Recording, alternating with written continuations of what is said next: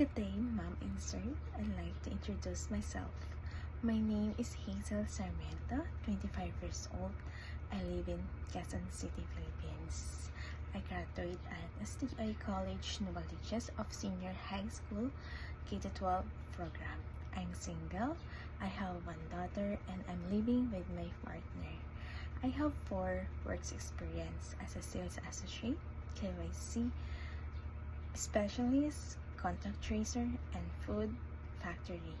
I know these jobs are not related to the position I am applying for, but I assure you I will do my best as a domestic helper. As the first child in our family, I learned how to household chores at a young age. And also, I have one child, so I know how to take care of the baby. I know I can handle those responsibilities carefully.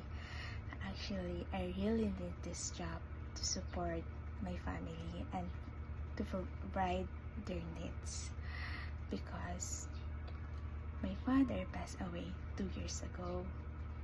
After that, I took on the responsibilities of helping my family. Even though I already have my own family, we are still paying on debts.